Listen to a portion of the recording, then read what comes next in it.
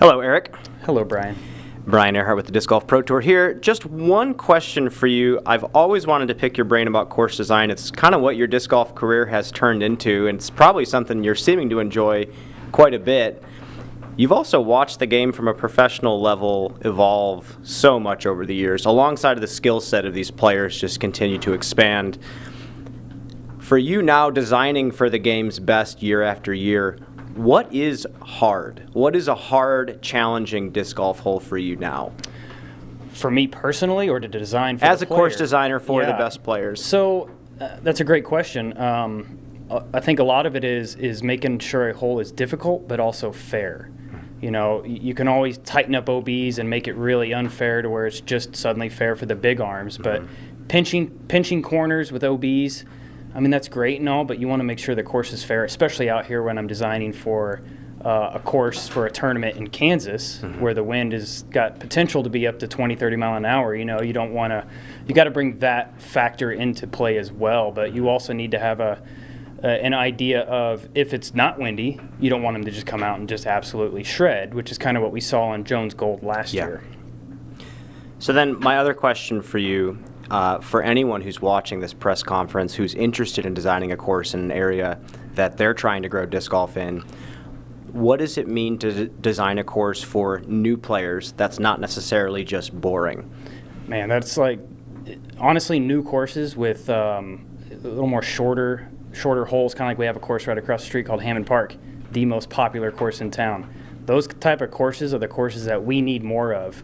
These championship level courses, I get emails all the time about somebody wanting a championship level course and they have 19 acres to work with, you know, and you got to kind of change their gears a little bit. But, you know, an average of 280 to 300 foot holes is probably what you're looking for more in a beginner style layout, and making sure it's fair.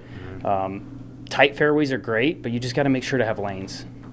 Awesome. Well, the week is here for you. You've been preparing for it all year, so enjoy this week. I appreciate it.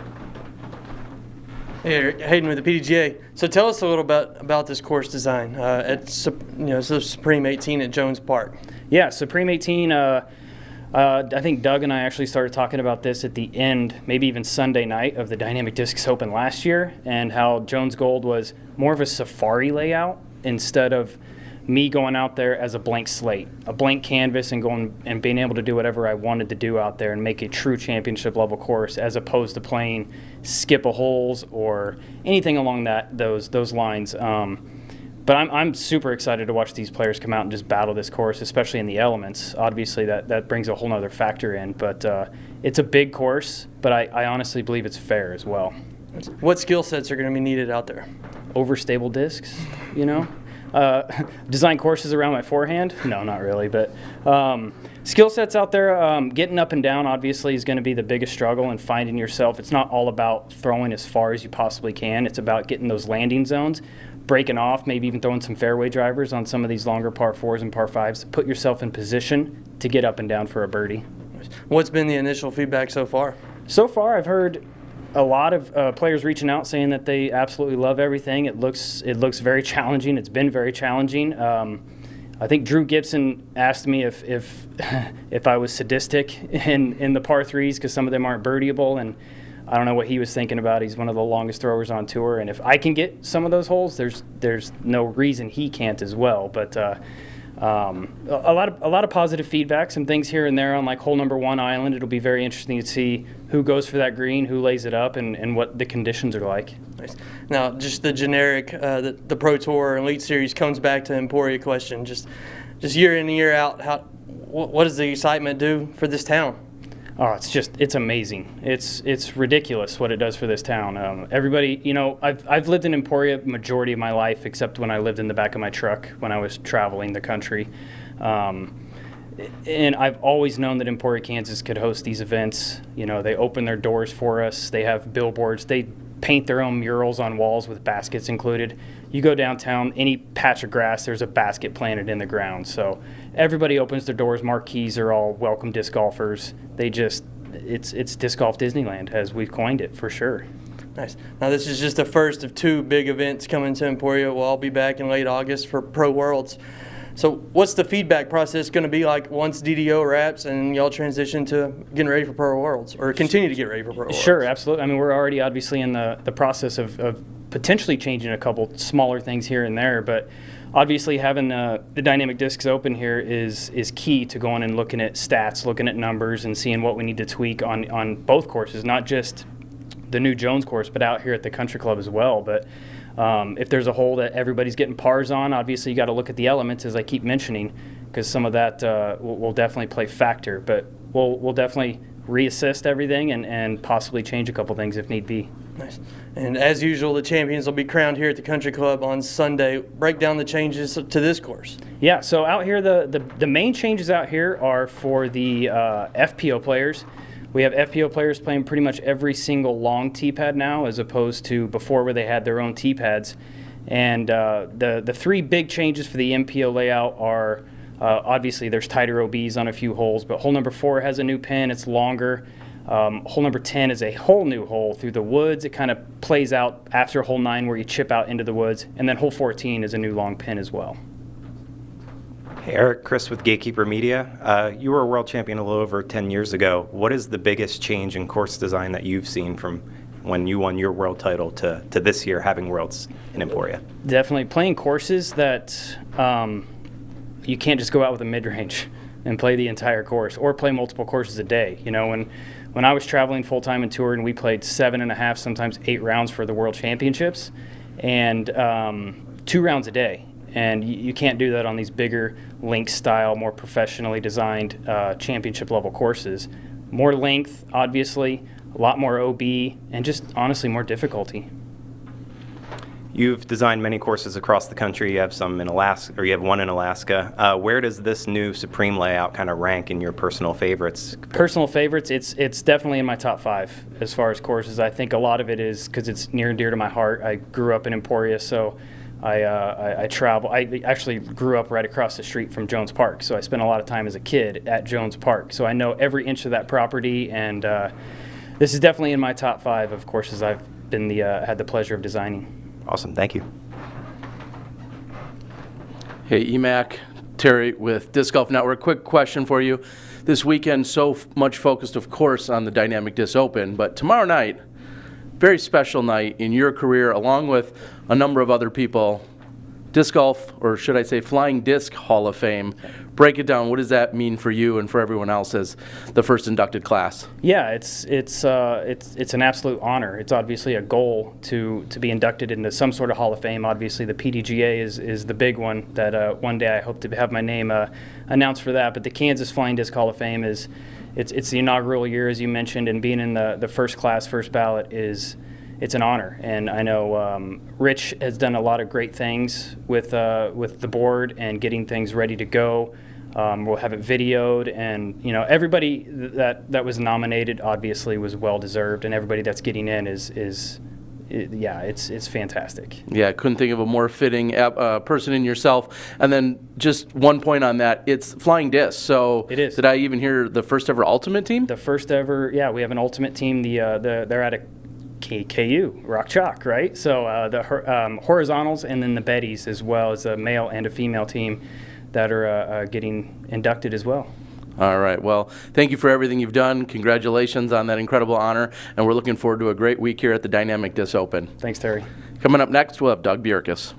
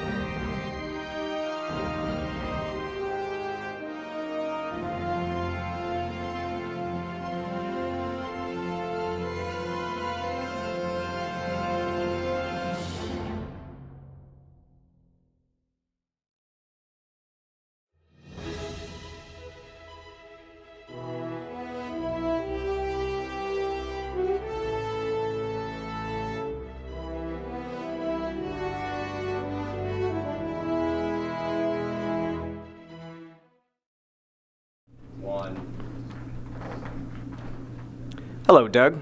How's it going? Brian Earhart here with Disc Golf Network.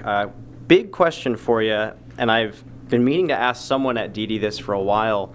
Every year I come back here, I see this incredible charm that Emporia seems to have, and it's almost bizarre how well they welcome disc golfers into this little town.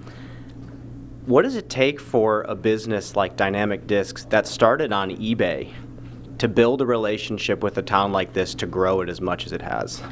Brian, that's a great question. I've always told people I think we're in a perfect storm, and I can't tell you how many chambers of commerce or convention and visitors bureaus have called us and said, hey, we want to do what you guys did there. How do you do it? And we're smack dab in the center of the country, which makes it easy for people to get here. We've got a disc golf company here in town, Dynamic Discs.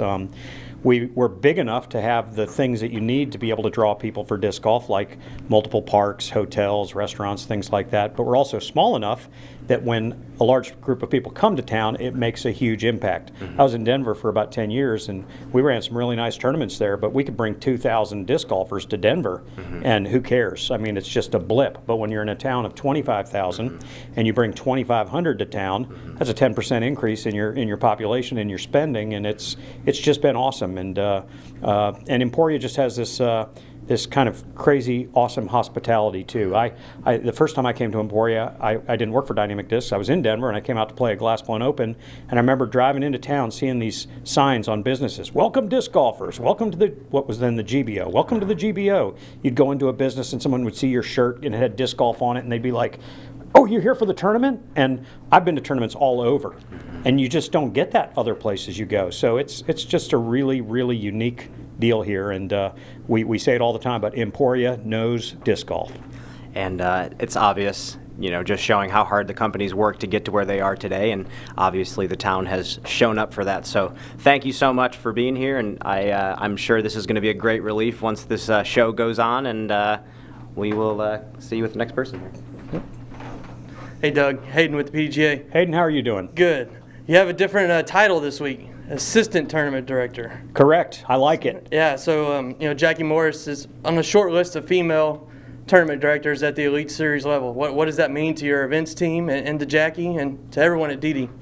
Jackie has been around. I came to Emporia in 2016 and ran the Glass Blown Open that spring, and then 3 or 4 short months later, ran the 2016 Professional World Championships here, and she was the volunteer coordinator for that World Championships. And I was the volunteer coordinator for that first Glass Blown Open that I did, and I realized that's a fool's errand to try to do both the volunteer coordinating and the tournament directing. And she's just done a fantastic job, and she is an incredible organizer. She has a degree in communications, and it's been really nice to kind of hand the reins over to her, and by the time Pro Worlds is done this year, I likely will not have my name attached to these events anymore. So other fish to fry now.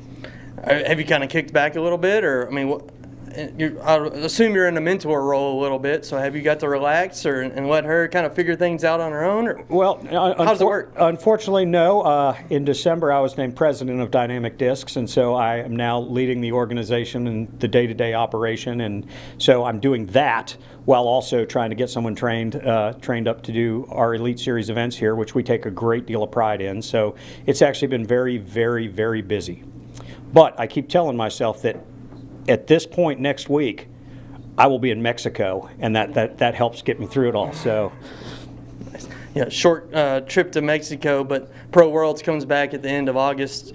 Same thing I asked EMAC. When does the process of adjusting and tweaking begin for Pro Worlds? Oh, it'll start Monday morning. We'll start talking about, every year we have a debriefing meeting and we talk about what worked, what didn't. One of the things we've always done with this event is tried new things, and again, we're trying new things this year, and we'll see if, hey, is that a win? Is it a loss? What are we going to do?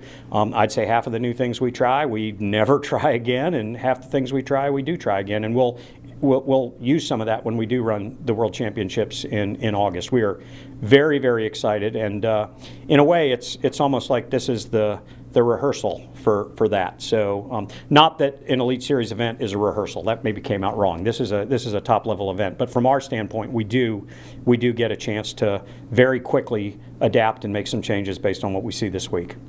2022 season has been pretty wild competitive-wise. What can fans expect this week with Supreme 18 and the Country Club? I'm very, very excited to see what happens. I love both courses. I can play both of them under par if I play them all as par sixes. That's a key for those of you listening. But I think it's going to be fantastic. I heard Eric earlier in his press conference talk about it's not just about throwing as far as you can. Our courses are long. There's no doubt about that. But you've got to be smart, and it looks like our weather's going to be a little windy this week. I think it's going to be entertaining. I think the folks that are here live watching it are in for quite a show, and I think the folks watching it over the Disc Golf Network are also going to see something really special this week. Hello, Doug. Chris with Gatekeeper Media. Hi, Chris. Hi.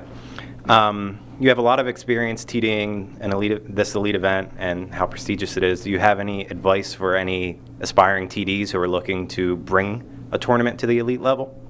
Yeah. I think the best thing for me as a tournament director was I played a bunch of tournaments for several years, and it's like anything. You see stuff that you like, you see stuff you don't like, and you learn from other people's mistakes, and you just kind of got to get out there and play tournaments to start. And you can't just play C tiers; you got to play big tournaments as well, so that you can see how those are run. And if you've got a good support mechanism behind you, and you've got some experience, and you've done some C tiers, you've done some B tiers, you kind of work yourself up the hierarchy of events. Yeah, you got to do all that stuff and figure out if you can be successful with a C tier, you might be successful with a B tier. You can be successful with that, maybe you'll be successful with the next one. And yeah, that's the best advice I have is watch what other people do and pick what you like and don't do what you don't like. I know there's a lot of moving parts to running a tournament. What do you find to be the most important to run a successful tournament of this size, having over 1,000 players? Just communication, organization, and then I also think you need to have your ears need to be open. You need to listen and hear and be able to respond to some things. It's a lot of work. People that have done this, and any other of the TDs I talk to that have had similar experiences, you got to be ready to work really, really hard. So, Doug, Terry here with Disc Golf Network. Last question. When I saw you a few moments ago, just before you went in here, you were smiling from ear to ear. You said that your daughter Paige just flew in last night. We haven't seen her out on a competitive scene quite as much, of course, taking on motherhood. Yep. And being a wife. What does that mean to have her here, and what are some of the experiences you're most looking forward to this week with her? Oh, it's always good to see Paige. She makes it a point to get back here for big events at Emporia, and for any parents out there listening, Terry, you've got two daughters. It's just really special to have her here, and when she comes back in this season of her career where she hasn't been playing consistently like she was when she won her world championship and was doing a lot better. She's still having fun, and I always tell her whether she's worst or first, to me she's still the best. So and she can always still beat me, so that's always not so good either. But well, this year she'll have an opportunity to pick up her second world title, and it might be right here in Emporia. So pretty special opportunity. That's correct. Yep, it will be. It will be. All right, everyone. That's Doug Bjerkaas. We'll be right back.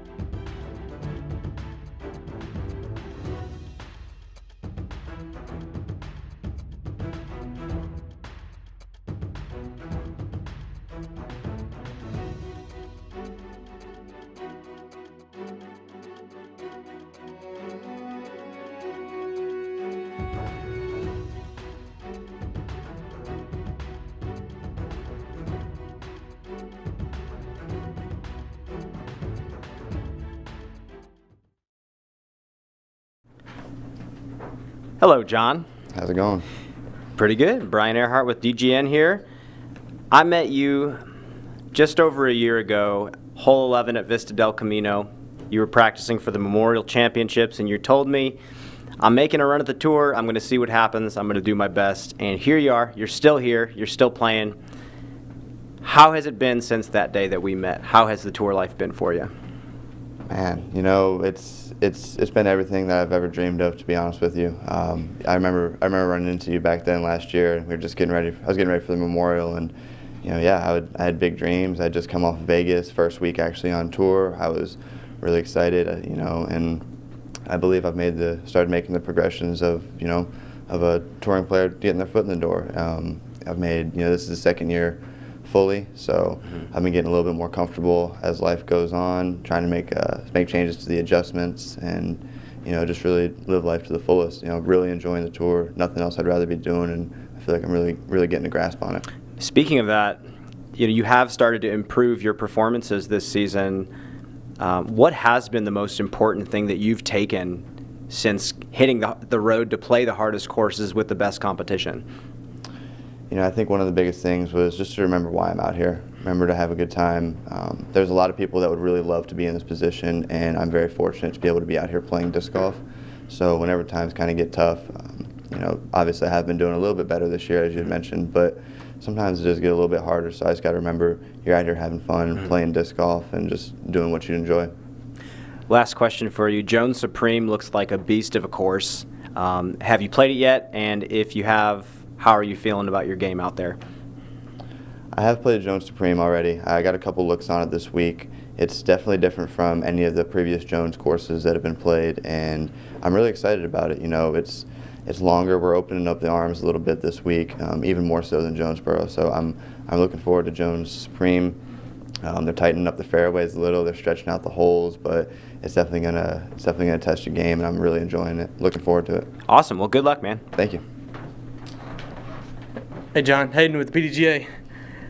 You know, tell us about the grind, you know, of getting out there and traveling and moving from event to event. Obviously, it's fun when you're playing disc golf, but tell us about, you know, buckling down and powering through. The grind. So, loving the grind. It's definitely something that was a little bit harder than I thought was going to be initially.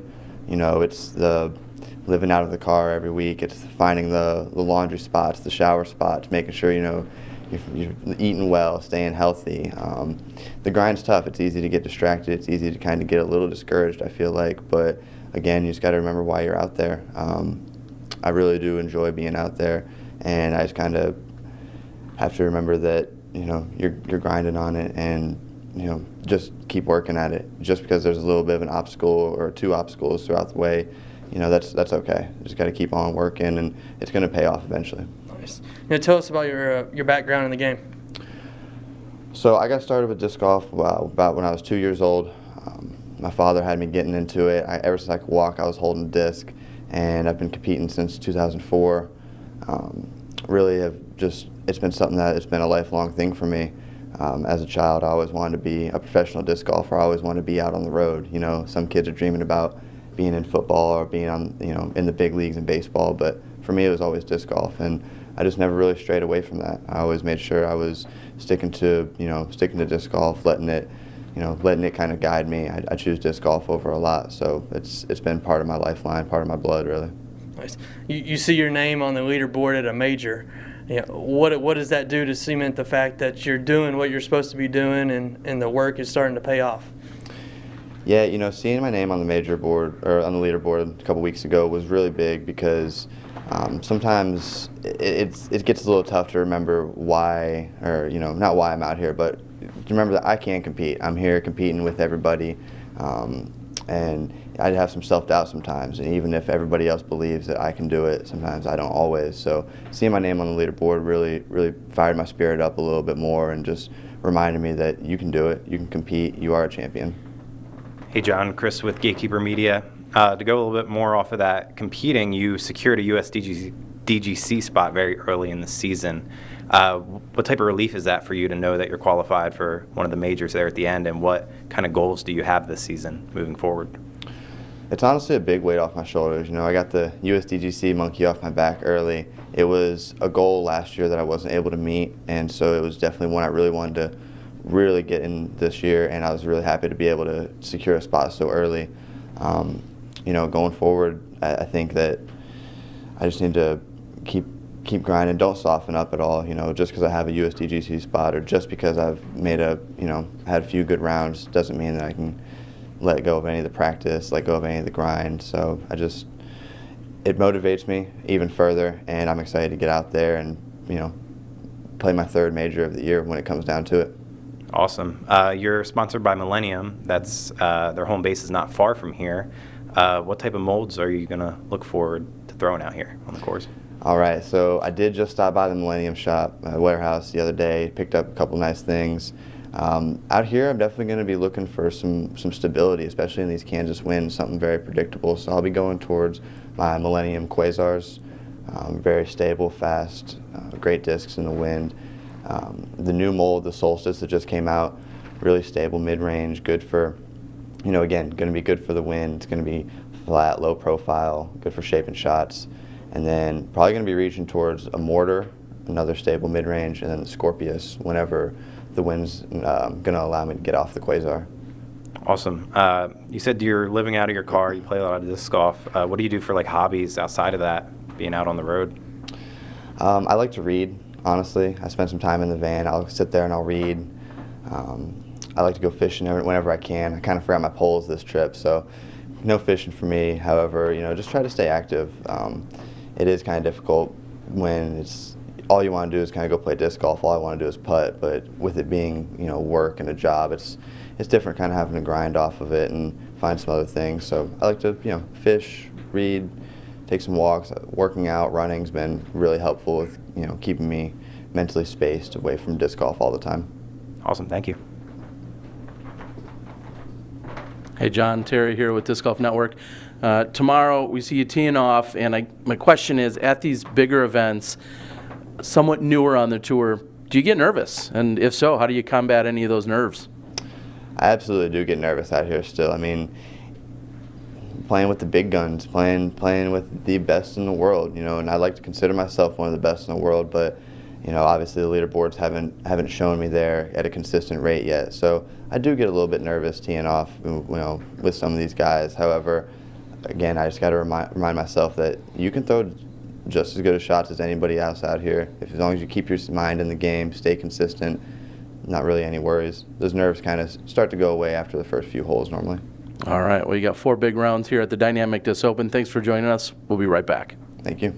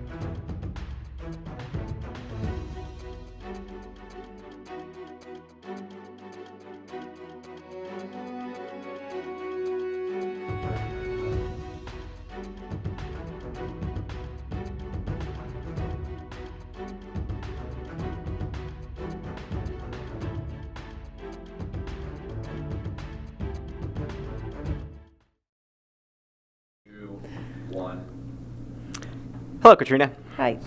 Brian Earhart with DGN here. First question about Jones Supreme. Very long course, 9,400 feet. But you're no slouch on very long courses. I actually want to refer back to Music City Open in 2019 when you won by 16 strokes at the infamous Ravenwood course, which was the longest course any of us had seen for a while. What is it about how you attack long courses, and specifically in this situation, Jones Supreme, that makes you successful? I guess I feel comfortable with a driver in my hand. I was actually just talking with someone about this yesterday. When I first started playing, everyone was like handing me fairway drivers and mids, and I'm like, the big rim disc always felt comfortable in my hand. And so I don't know if it's that, but yeah, like I said, I just feel comfortable with a driver off the tee. And so I think that leads to success when you have to do that 18 times. Yeah, absolutely. Well, with that leads to another question of a discussion that's been had amongst newer players recently is what the best way is to go about gaining distance. And a lot of people are now saying, okay, you start with the slow disc, then you graduate to the next level, then you graduate to the next level. But I've heard from a lot of players, especially professionals like yourself, that say, I started with a distance driver in my hand. Do you have an opinion, like if there's a new player that says, I want to get distance, do you know what the right way is to work with equipment? I mean, I would probably tell people the same. I do feel that timing is huge. I know, if my timing's off, I'm probably not throwing as far. I feel like I'm throwing my longest shots when my timing's on because it feels easier. I don't feel like I'm trying to throw as far. Everything's just kind of working together and clicking. Okay. So I would, yes, tell people to throw putters, mids, and fairways first. Like something I did first was learn how to hyzer flip understable and let the disc do the work for me. Yeah. Yeah. Well, then this one's a little bit outside of disc golf, but still maybe in the mental side of it. You are a big fan of writer and ex-Navy SEAL Dave Goggins, and I know you talked about him quite a bit. Yeah. But for all the people listening right now who are maybe amateur players that maybe struggle with their mentality on the course, what was the biggest thing from his work that you've consumed that you've implemented in your own life? Yeah, I'll try not to cry because David Goggins has been a huge person in my life. I struggle horribly with social media, with the 500,000 opinions and unsolicited advice. And David Goggins said something in a video I was watching. I've read his book and listened to his book multiple times, but he said your fear of failure probably comes from caring too much about what other people think. And I did. I cared about the opinions of everyone except for then at the end of the day I had to look inner and understand why and then find a way to get that pressure away. And it's not very probably PG friendly, but David Goggins really is big on quieting the inner B word jerk. And I would definitely recommend. He will teach you to be very mentally strong. Well, good luck this week, Catrina. Make a run for the win. It's tough to follow that one up. Thanks, Brian. So we're like a quarter of the way through the season. What's your assessment on, not just your own game, but the tour as a whole? So I would say, a really great start. Last couple weeks have been less than ideal for what I would like to. A goal of mine was to be in contention every weekend. Fell short on those goals the last few weeks, but it's a long season, and I think the quicker I let those less than ideal finishes go and move on to this next week, I would say this season feels even bigger and more intense than last year. With the Elite Series and the growth of, the media and the fans, and kind of every weekend feels like the biggest tournament of the year. This is 3 straight weeks. Are you feeling tired, fatigue at all, ready for a little break, or how you feel? No, I think I still I have to actually tell myself okay, take a break, put down the Frisbees, get off the course. I'm really just enjoying playing right now. I love a practice round. I love being out on the putting green or out throwing, so I have to find other things to do. So actually, other than my putting session this morning, I'm just going to, believe it or not, enjoy downtown Emporia the rest of the day. Yeah, back in Emporia, longer courses, a new course, wind, weather, everything that encompasses this place. What's this weekend look like? What needs to happen for you? Man, that's a great question. I think I also saw that there's possible storms, rain, 4 rounds, 2 courses, quick turnaround to learn 2. The courses almost seem brand new to me. So I think I have to just kind of almost, I know that's always the goal, but just take each hole and see with the conditions what is the best possible, how can I play the hole to the best of my abilities, and just take it as slow and steady as possible, because I think if I feel like I have to birdie or put too much pressure, I'm going to, with the wind and the conditions, it could be bad. So, yeah. Hi, Catrina. Hi. Chris with Gatekeeper Media. To go a little bit off of that wind, you're no stranger to winning here, which means you usually have to have a good putter to putt in the wind. Yeah. What advice do you have to people who might struggle with putting in the wind? Oh, man. Something I like to do, like I said, I go out and putt in the mornings. I like to circle the basket, maybe putt for 15, 20 minutes from 20 and in. And really, I think you have to just go out there and get the reps in and really understand how your putt reacts to a left to right, how your putt reacts to a tailwind. Because, there's this myth that a headwind will lift you and a tailwind will drop you. Well, with my style of putting, it can actually be the opposite, because I prefer my disc to be coming in nose down, so the wind can actually get under my disc in a tailwind and knock it down in a headwind. So I have to kind of be opposite. So like I said, I would say learning how your own style of putting reacts to the wind by getting out on those windy days instead of avoiding them.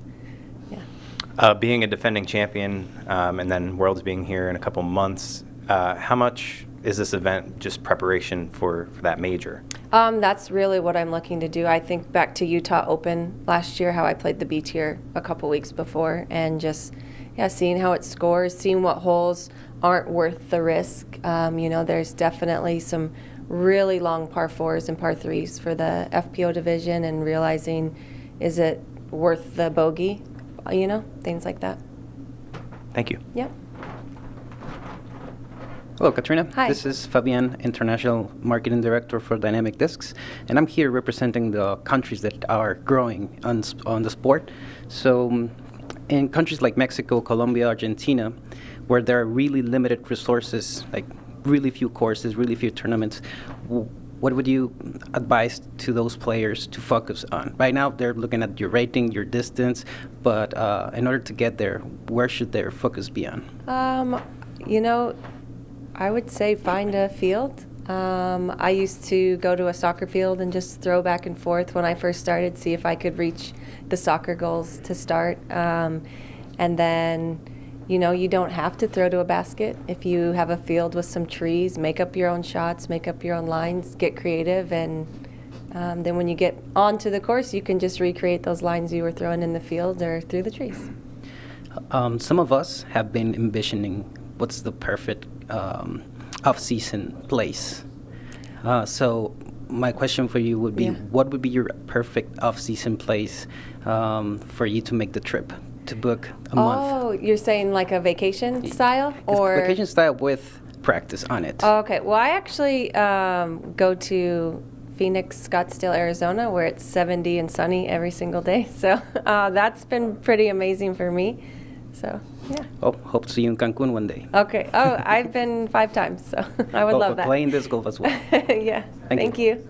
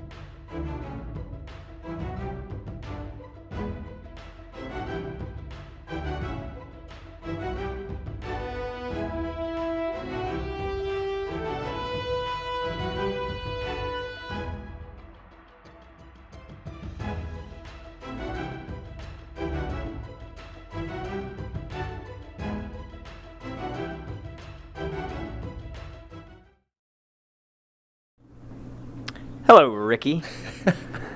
Brian Earhart with DGN here. Since you won your first world title here on this course in 2016, your finishes on this course have been third, second, fourth, second. Consistent, but so close to the win and just not quite there to break through. What mistakes along the way when you look back at those performances were keeping you from breaking through and taking another victory down on this property? Yeah, it's actually funny because a lot of, putting just isn't a variable when it's this windy. And so it's something to where over the years I've just got hyper aggressive in the wind and three-putted too many times. And it sounds funny because normally that's where I separate myself. But out here you can separate yourself in the opposite way. If you go for too many putts and blow by the basket and have 30-foot comeback putts for par all day, that's a long day. And so I remember doing that a lot in the previous years that you have a 30-foot headwind putt, and it's 30-mile-an-hour headwind. You're not going to make that very often. Don't care who you are. And so I think it's a lot about just being smart when you go for shots and just being strategically aggressive and knowing that you're not going to be scoring these 10 or 12 under rounds out here. And especially when it's 30-mile-an-hour winds, it's just not a thing.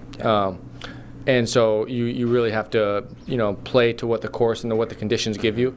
And I think that over the years, me playing in all these different, windy situations here at Emporia, I know what kind of scores I need to shoot to win. And so I think that's going to be a huge advantage for me. Definitely. Speaking of the windy putting, I made an observation just kind of watching you recently. You've been switching from a longer jump putt from Circle 2, and you've been standing and delivering a spin putt a lot more often than I've seen you in the past. Is that because of your frustrations putting in the wind from longer distances? Yeah, I think that's one thing that, my putt's not the best in the wind because I just kind of exposed, I'm nose down and it's not the best. So I just kind of have to adapt, and that's what you have to do when you get different windy situations. So that's why I have different putting, styles for different, like you said, sometimes I'm spin putting and doing a standstill spin putt as opposed to a high to low pitch putt. And so, yeah, I think I'll be doing a lot of spin putting. It's just all, tailwinds I can get away with riding that tailwind and with my normal putt, and then headwinds I'll probably be doing a lot of spin putting. It's a better nose angle going into the wind. When you won your world championship here in 2016, you were playing with Latitude, so you were throwing Trilogy Plastic. And now you're back here throwing Trilogy Plastic. Since your last world title throwing Trilogy Plastic, how has your play style changed? Yeah, that's a great question because, as your players evolve and they, you learn things, you grow as a player, you see a lot of different things, and you're always learning. And so for me, I've like I said, I've adapted different putting styles. I've adapted different throwing styles. I feel like I can hit a lot more angles. I feel like my course management, my mental game, I'm stronger in so many different fields. And I think that that's something to where just like as a person and as an athlete, you're always growing and learning. And so it's awesome to look back and see how much of a better player I am, just as far as understanding the dynamics of how the swing works, how all the different variables to a swing, to a putt. You're always saying, hey, how can I get better? How can I get more consistent? So even if you're playing at a high level, you're always critiquing, always changing. And it's cliche, but they always say if you're not changing and getting better and going back to the drawing board, sometimes you're just taking a step back. So I'm always I'm always thinking about it in bed. Hey, how can I make my form better? How can I reach back my arm to get into better position to throw longer shots or more controlled shots? So yeah, I'm just like anybody else. I'm always striving for that little bit better in my form. Thanks. Good luck this week. Yeah. Thanks, Brian. Hey, Ricky. Hey. Hayden with PGA. We're like a quarter away through 2022. How would you break it down? Not just your game, but what you're seeing from the entire MPO field week in and week out. Well, I think for me, I feel like I'm pretty solid. I've had a couple off tournaments, and this last week in Jonesboro, it was like I had like a mental hangover after Champions Cup. I kind of needed a week off and really just wasn't there mentally. Before the tournament, I kind of told my tour manager, hey, this is a week off while still playing the tournament, so to say. So it was awesome to see how it turned out, and Calvin, clutched up at the end. That was fun. I turned into a spectator for a week, but yeah, it's very week in and week out. There's a lot of players playing at a high level, and I think that you're seeing that. The runs me and Paul went on as far as winning 10 tournaments in a season, that's, something that like in 2016 and 17, that's kind of something I did, and Paul's done it before in seasons past. But that's going to be hard to do, and you can do it, and it's something to where I think there'll be a select few players that can do it. But there's going to be more people that pop up for a tournament here and there. I think this season's going to be a type of season to where if you have 2 or 3 wins and a bunch of top 5s, top 10s, that's going to be just as impressive as winning 10 tournaments 5 years ago. So I think that's something where I'm striving for consistency, because you can play great and you can play at a high level and still not win. And I know, the fans and everybody are, expecting, the top players to win every single week. But that, it doesn't matter what sport you are. It's hard to win. And so when you do get a win, it's that much more rewarding. Yeah, has this growing field and parity altered your expectations any? I know you want to win every week, but when you think about it like that and seeing players pop up left and right, does it alter it? Yeah, I think you see a lot of shuffles each week. You hear the narrative, oh, this player's the best player in the world after one tournament. It's like, I've been around for 12 years. I see that, hey, just because you have one good tournament doesn't mean you're the best player in the world. It's a cumulative of, hey, how can you finish week in and week out for a whole season, not just a stretch of tournaments where maybe you're a good woods golfer and you play good for that stretch, or a good distance thrower and you play good in Vegas. It's all about, throughout a season, how can you maintain all the different courses, all the different variables of being a professional athlete. It's not just performing on the leaderboard. It's how can I recover, come back mentally to feel like I'm in the zone every week, which is hard to do. And the growing field makes it even that much harder. So, it's awesome for the viewing pleasure, I'm sure, to see a lot of new faces on the lead cards and battling for wins. Hey Rick, Chris with Gatekeeper Media. When you won your Worlds here in 2016, disc golf media was in a different state. It was a lot of just coverage. Nowadays, there's press conferences like this, supplemental content. You keep finding yourself in the spotlight. How do you keep it in balance, the media presence, as well as being one of the best players in the world? Yeah, so it's having a tour manager, being able to, Ari, she's so helpful with planning stuff out, scheduling things. Hey, you're going to have to be here this day. At this tournament we're going to be doing this media. You got a press conference at 2:50 like I'm here today. And so I'm always just scheduling stuff out more. I mean, when I was 20, 21, you're just running around with the chicken with your head cut off, going around the country doing this. Wherever you show up, you show up. There's no real schedule. So it's a totally different ballgame now for professionals. You have to be responsible. You have to be on time. All things you preach growing up, it's all coming to fruition, and it's something to where I'm glad that I've built a good solid base. Touring as long as I have, and just treating it like a professional sport, like I do with every other facet of my life, health and wellness, media, playing and practicing. So it just goes along with all the stuff that I already do. Going back to 2016 and being on Trilogy now, are there any discs in your bag from that World Championship? There's not. I wouldn't say specifically one disc. Unfortunately, I got rid of a lot of my old stuff because I didn't know what the future was going to hold, and obviously glad to be back. But yeah, I didn't. There's a lot of new discs. So many new discs. I mean, there's a couple that I would probably throw, but Trilogy's brand has grown a lot, and my brand's grown a lot. I think that's a big reason why we've come together. But yeah, there's a lot of newer discs that I think would have kicked the old discs out. And so I think even if I had them, I'd probably keep the newer stuff, because it's they're plastic, their molds and stuff has just improved so much. Since coming to Dynamic and this year, you've had a lot of great releases with disc. The Slammer, the Saki Bomb Slammer did really well. Do we have any insight on anything this week? Yeah, so we'll be doing the Saki Bomb Slammer is going to be releasing in the Orbit plastic. So it's a new plastic. The old one sold out, and we're doing a new one at the, I believe the retail store will have some, and then I'll have some at my booth, custom stamps and stuff like that. So if you're here for the block party, be sure to check that out, and I will have some of the goodies there, some of my new Raiders. My new plastic Raiders, the Signature Series, those have been pretty hot and popular, and those have been flying really good for me. I'll be throwing them this week as well. Awesome, thank you. Thank you. Hey, Rick. Terry here with Disc Golf Network. One quick question for you. EMAC earlier referenced Emporia kind of being like Disneyland, and I'll say, following along with your plastic and your molds, when you come here, you're at the warehouse. You're at the place where so much plastic is then shipped around the country. Is it like a kid in a candy store? Are you wandering around the shelves picking out discs and discs that will actually go into your bag? I can affirm that it definitely feels like Disney World, because I was just in Disney in Florida a couple weeks ago, and it had a similar vibe. No, but yeah, I know there's so much going on here. I think the fact that you can have so much going on in a town that has nothing going on is it sounds stupid, but it's totally true, because Emporia, there's not much here, and disc golf and this week there's so much to do. You can do something every day. You do like 20 different activities, tournaments, poker nights. Go to the warehouse, stamp a disc. If you're a pro, it's an amazing place. If you're an amateur, it's an amazing place for so many different reasons, and it's sometimes overwhelming, especially for the trilogy players. We're just constantly doing media. It's the 1 week we're here in Emporia. Obviously, we're coming back for Worlds, but normally this is the 1 week we're here. We got to squeeze everything in, and then we're playing 2 courses, and we're coming from Jonesboro. Only have 3 days to practice, and in a whole new course. So yeah, it can be overwhelming at times. It's fun to throw discs, but there's just so much more to it, and sometimes it turns into a grind. And this week sometimes feels like a grind, doing all the media and just doing all the different things. But yeah, it's all good. And once the tournament starts, I'll be able to relax, take a deep breath, and just kind of focus on the tournament. All right. Well, we wish you the best of luck, everyone. That's Ricky Wysocki. We'll be back in a moment. Thanks, guys.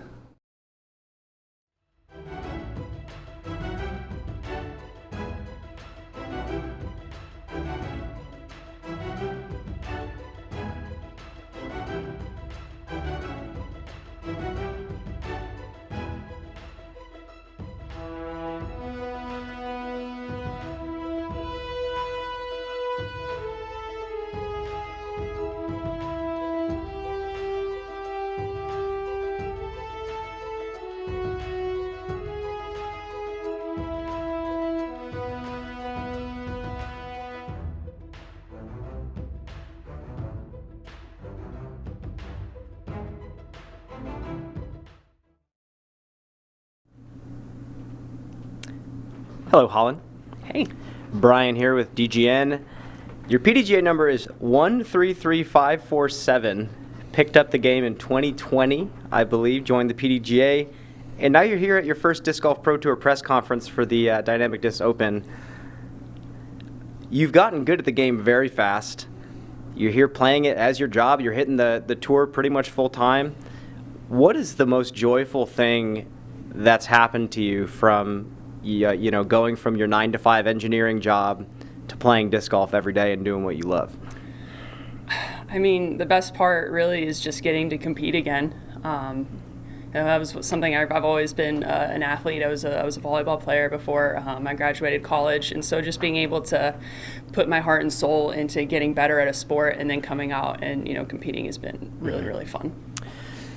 Now, something that I am very fascinated about is how quickly you've learned how to throw very far. Your distance is up there with the best FPO distance throwers right now, and people are talking about you already with how good you are at distance. Learning how to throw far quickly is something that is talked about by a lot of new players in disc golf.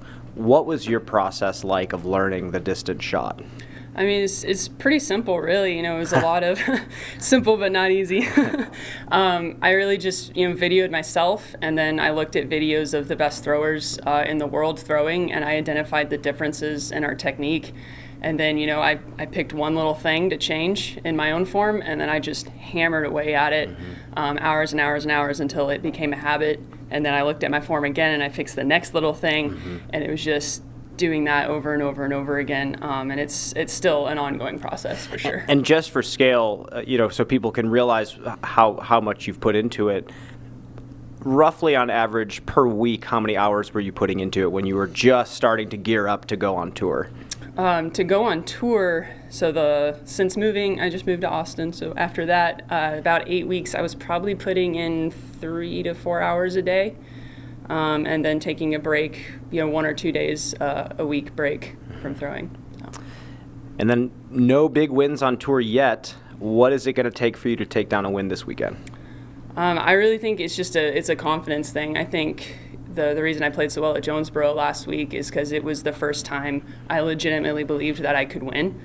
I believed that, I have all of the skills. I've shown it to myself in practice, so that means it's just been a mental thing up until this point. So it's really just going to be trusting my abilities and then just playing smart.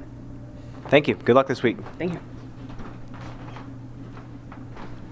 Hey, Holyn. Hey, Hayden with the PDGA. I saw you post a video on Instagram, I think yesterday, about unboxing your disc and seeing your name on a disc. What was that moment like? Oh, that's cool. I mean, it's pretty wild just to have a box of that many discs. Just because, we all love getting new discs. We're all addicted to it. But yeah, it's really exciting that, Dynamic Disc did this custom run for me, and it gives my fans a way to support me. So it's been really cool. And the discs fly really nice. Nice. Jumping around a little bit, you said you moved to Austin. What was it about Austin that drew you there? So I'm from Texas originally, and we had kind of decided around the beginning of last year that we were probably going to move back to Texas. And then Austin just really has a lot of the things that we liked about California with like the cool landscapes, and we're kind of in the hilly area. And then also the disc golf there is just incredible. Nice. I mean, I can, in 30-minute drive to any kind of course I want, I can work on any of the skills I need to work on, open course, wooded course, wind, you name it. Right, you kind of just described some of the things that we'll see this week. So break down Supreme 18 for us. Supreme 18 is going to be tough. I won't be surprised if we see some of the top 10, rounds of the day are going to be over par. It's really going to be who can use the wind to their advantage and who can keep the disc in the fairway. And then also just, being smart about when to be aggressive and when to lay up. Nice, thank you.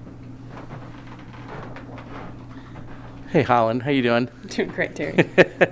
A few months ago when you were on our Smashbox TV podcast, you played a little coy as to what your plans were in terms of whether you're going to go on the tour full time and then or not, and then ultimately you move to Texas and then you jump out on the tour full time. So my question is, what was it that made that final decision for you to leave your job and to say, hey, I'm going to make disc golf my full-time career now?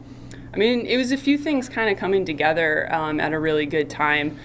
So we'd already decided at that point we were moving to Austin, and I didn't want to say it on a podcast because I hadn't put in my 2 weeks yet, just in case. Because they're watching, we know. Yep. Yeah, but shortly after we did that podcast, Dynamic Discs actually gave me my offer for the next year, and that was with the understanding that I would play a handful of events. I hadn't made any plans to go on tour.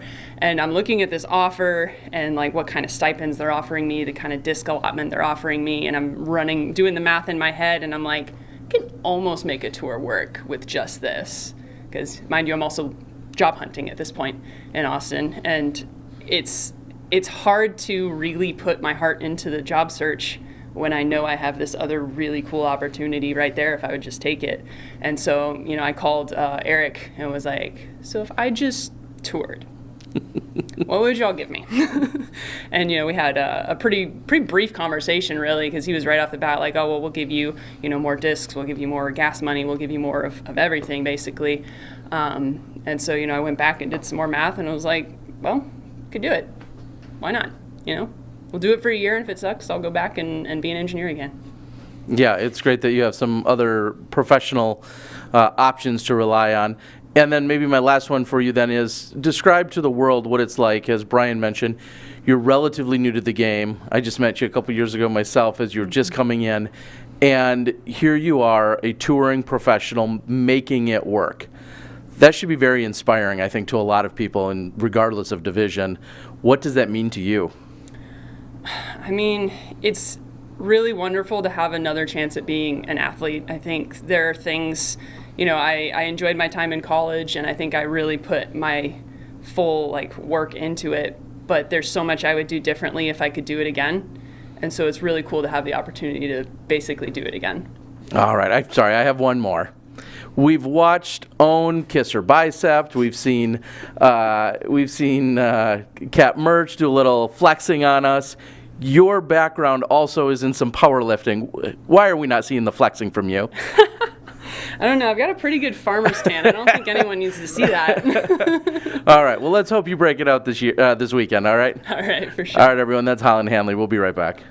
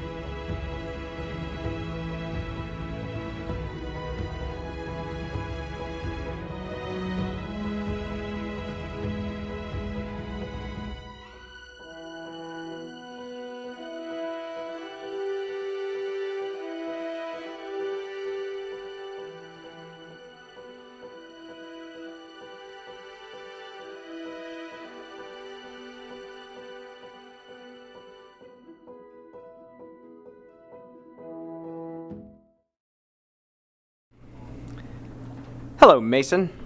What's up? Brian with DGN here. Top 15 at Champions Cup and Jonesboro. Solid performances, especially with today's solid MPO field.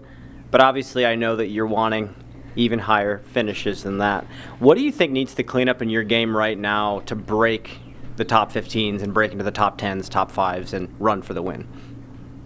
I think breaking into the top 10, one thing I could do is I could do, honestly, more things that scare me on the course. Be a little bit more aggressive. I'm not a very aggressive player. I'm more of a safe player. And I think just taking a couple things into account and being more aggressive on 2 holes every single round could be the difference between me getting into the top 10, top 5. Yeah. So then out here on these courses, you say you want to play more aggressively, but then as someone who's played these courses myself, it's hard to say that in certain situations. Are you carrying that same mindset out here to Jones and Emporia Country Club? I guess it really just depends on the course. Does the course fit my game? Does it not fit my game? This week, this course I feel like kind of doesn't fit my game as much as like somewhere like WR Jackson might. So I might not be taking as many chances this week because I know it might come back to bite me more than at Jackson, where I can scramble a little bit better, versus here there's no scrambling. You're getting an automatic stroke. You can't save yourself. So you are, like you said, known as more of a technical, very intentional player with the way you throw the disc. You come out to these courses, like you say, have a lot more distance, a lot more wind, lots of OB if you make any sort of mistake, but you still have to throw the distance driver out here. How is the distance driver flying for you this week in practice? Well, so after Jonesboro last year, I noticed, I'm not very good at throwing drivers and, flex shots and stuff like that. So this off season, it's kind of one of the things that I tried to work on more. Jonesboro, I didn't place very well here last year. It kind of left a bad taste in my mouth. So I knew if I wanted to improve, even on a course like the Portland Open, where we play in 3-4 weeks, if I want to place better there, if I want to play better, I need to learn how to control those drivers in the wind a little bit better. So this week, how are they feeling for you coming out of the hand? They're feeling good. I think it just really depends on wind direction, really on what holes are attackable for not only me, but everybody. So. Perfect. Good luck this week. Thank you.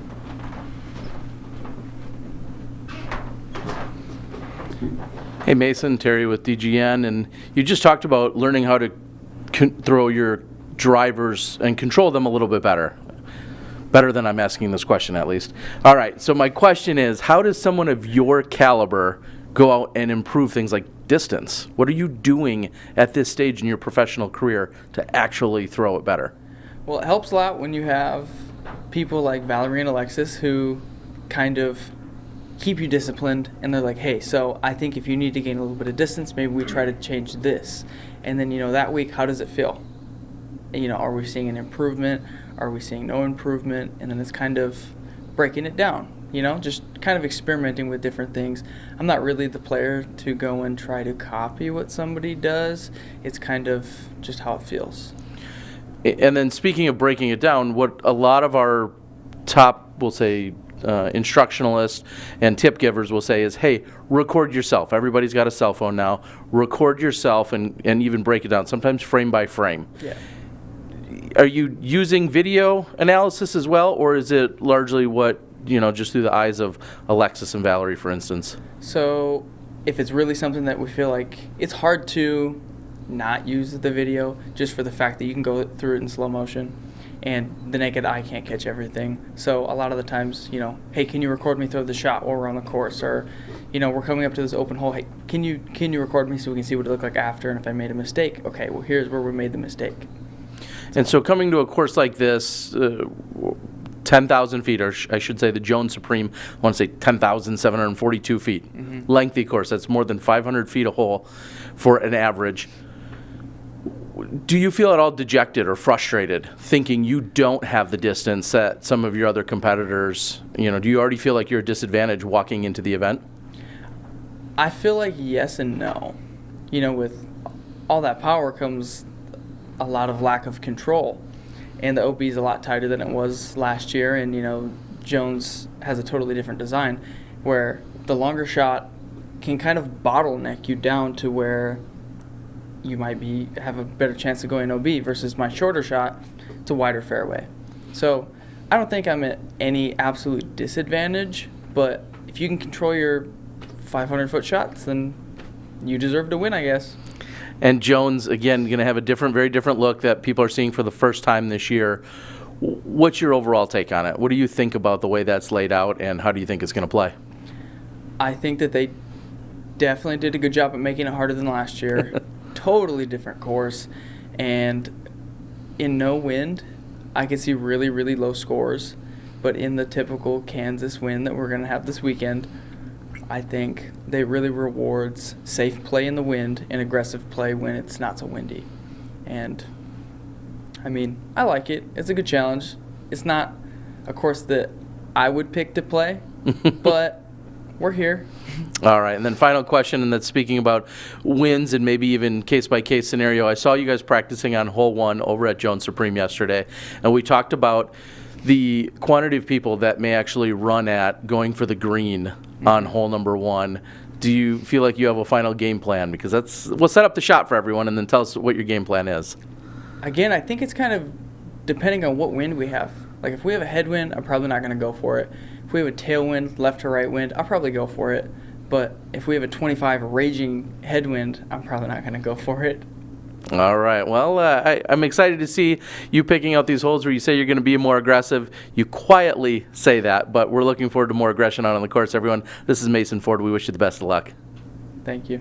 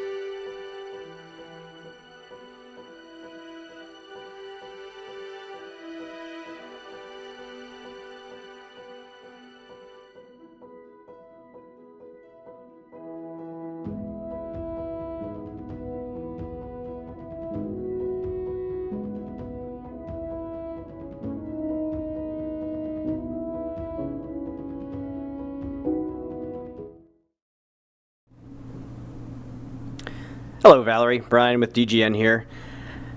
This year you have been, you've changed your travel arrangements. You are now in an RV with Mason and your sister Alexis. How is that going for you this year? I feel like it's going well. I feel like coming off of last year, we adapted to that mindset. Like, okay, this is not a house, so don't get carried away. We all share the same space, so if one is ready to clean, then we all are, because we all live in the same space. So I feel like we adapted pretty well. Great to hear. It's always nice to be comfortable on the road. And speaking of which, you seem comfortable on the course this year. You've not finished anywhere outside of the top 10. You won in Waco. You've done well at some Silver Series events. What do you think it's been that's helped you level up this season compared to last year? I think just being familiar with the tour. You know, it was my first year last year, so I didn't know what to expect. And meaning, like you said, with the RV situation, at first it was a hotel and I didn't feel comfortable. I just felt so awkward being in somebody else's space, and it was, living out of a suitcase for the most of the time. So getting an RV has, I think, made a huge impact in that case, because it gives me that tiny little home away from home. So whenever I do get overwhelmed from the course, I go back to my little home and I can kind of just settle in. But I think just getting familiar with the tour and getting comfortable and knowing what to expect was huge for me. Yeah, the courses are definitely a lot different compared to ones that you'd see at a local tournament, especially the ones that you're going to be playing this week. Jones Supreme, especially 9,400 feet, very, very long course. Even for FPO standards, very long course. How are you going to attack that property? Honestly, I think I'm just going to try to play safe. I'm not going to try to go for too much, because I feel like that's what's going to take you out of the run. Trying to go the big shots and going OB is just going to add strokes to your game. In this course, I don't think it's really going to be about shooting under par. I think it's who can average, even to maybe a couple under or maybe even a couple over. But I definitely don't want to go double digits over the par. Definitely. Speaking of that, this is a course that we see quite a bit of, sometimes even on one hole at Emporia Country Club. Same game plan out here? What do you think in your skill set is going to set you apart from people out here? Again, I think I just playing safe, really, and knowing when to take my medicine, meaning laying up. I think that's really going to save me, because there's so many shots where it's like we all have that 375 and we can go for it and get the 2, or it's lay up and take the 3. But like I said, taking the medicine, I think, is what's going to save me. So you're back here in Emporia, Kansas. You signed with Dynamic Disc this season. There's really no other place like this in the country where the entire town is consumed by a specific brand. How does it feel coming back here as a player for this company? Honestly, it means so much, just because I can see how everybody lights up when they see us. And right when we checked into the RV park, they were like, "You're 2 out of the 4 that signed with Dynamic this year, right?" And I was like, "Oh, shoot. They know who we are." So I kind of fangirl a little bit, or going to like your average like Walmart, people like spot me out and they're like, "Oh, you signed with Dynamic." So it's pretty huge. It's like I'm like a little celebrity in a town, so it's pretty amazing. Well, good luck this week. Thank you.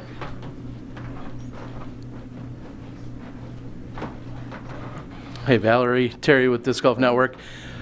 I asked Ricky the same question. It kind of plays on exactly what you were just answering. We're here in Emporia. Emporia knows disc golf, and Dynamic Disc, headquartered right here.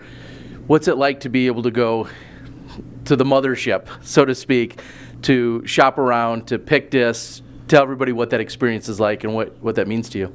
I mean, I feel like it's every disc golfer's dream, to go to your favorite disc golf store and pick out pretty much whatever you want. It's huge. It's like a kid in a candy store, but you don't get your parents saying stop there. So, I mean, it's pretty amazing, and I'm blessed to be in the shoes that I am right now.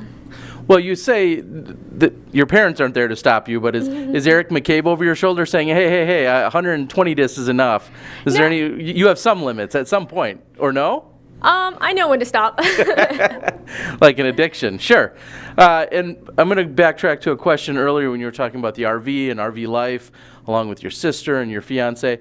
Now, would you answer that question differently if they weren't in the room with us? When you talked about how well you guys all get along, you'd answer the question the same way?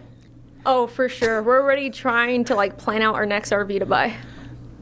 And so what do you find has been the most challenging part of that RV life? Like you've said, it's been a life-changing adventure, but what's the most challenging part of it?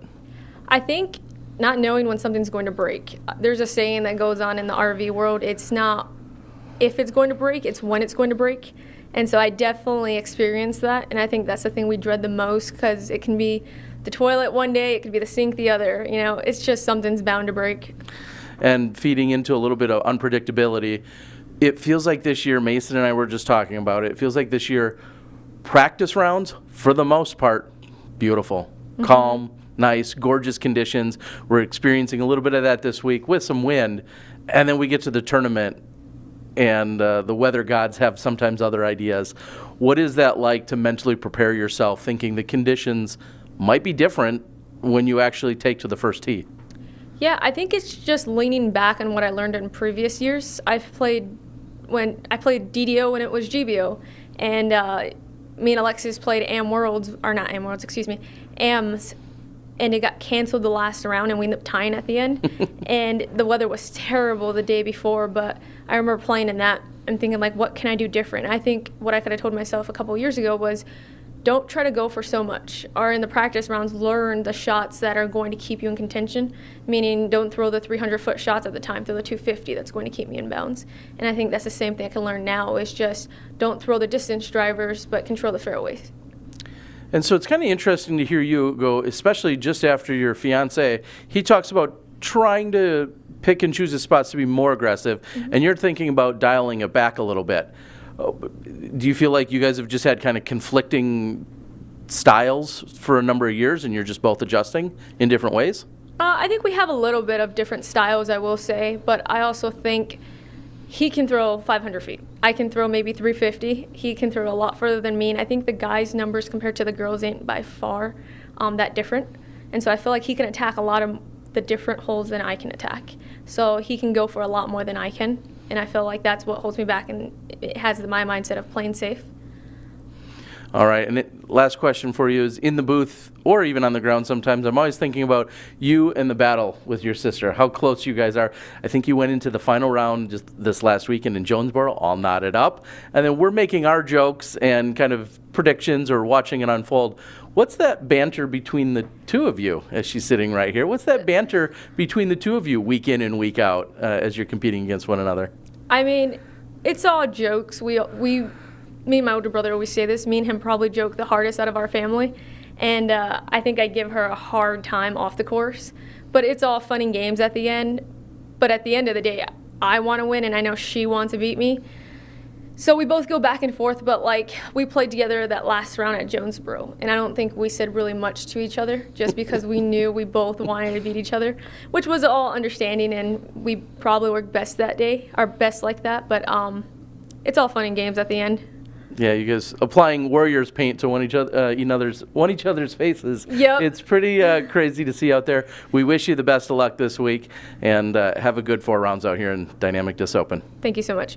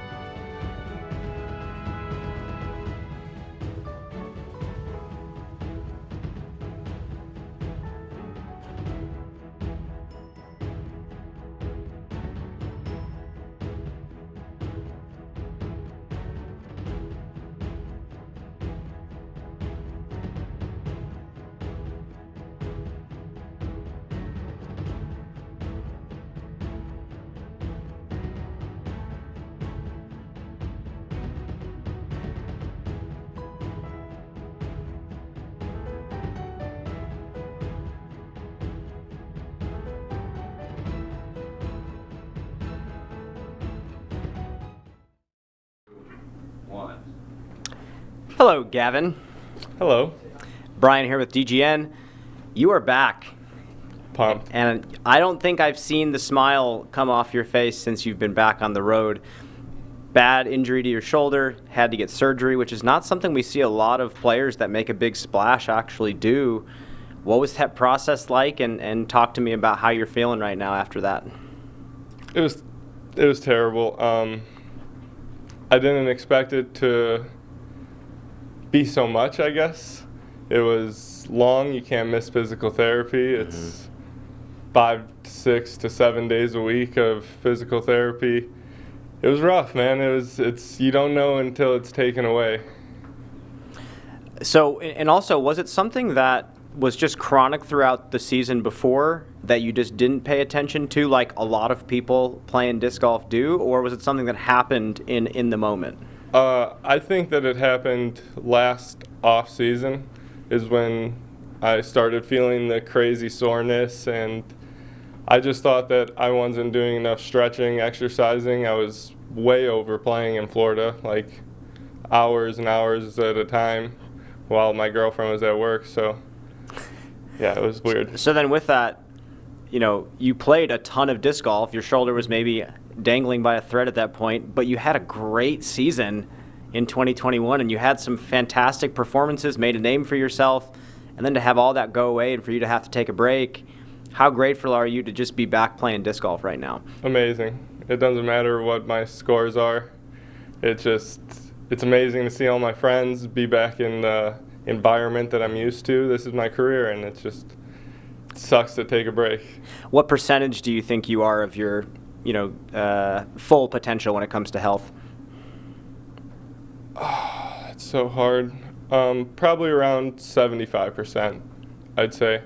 Come even the second round last weekend, it was just a whole new battle to fight for sure on the course. The first round, adrenaline took over. Everything was kind of just, it was working out the first round, but come the second round, man, it's all about muscle endurance now. It's not about quite as much about my physical health as it is the building up the endurance of my muscles for sure.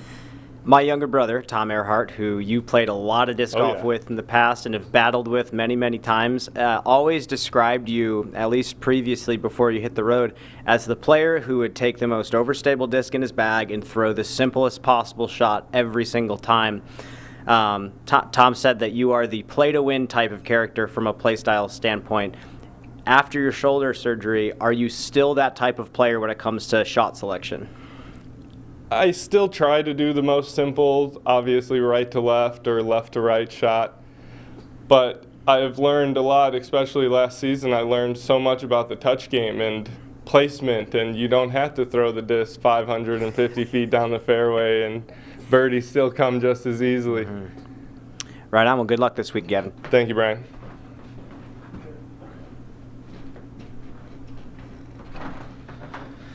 Hey, Gavin. Terry with Disc Golf Network, and a question I know has been used a few times here is, you're playing on the home turf of Dynamic Disc. You get to come here. I saw you involved with a game, a putting game, along with some of the Dynamic Disc crew. What is it like to come here for a company that has supported you and has now fully embraced you? What is it like to come here and play on their home turf? It's amazing. This was already one of my favorite tournaments to come to in previous years since I joined the tour, and now that it's a family aspect on top of the amazing tournament. Dynamic I'm so grateful for them. They gave me this opportunity after, they took a gamble. I had to have a major surgery on the arm that I used to play. So yeah, Dynamic is amazing. I have nothing but good words for them, and it's seriously amazing, yeah.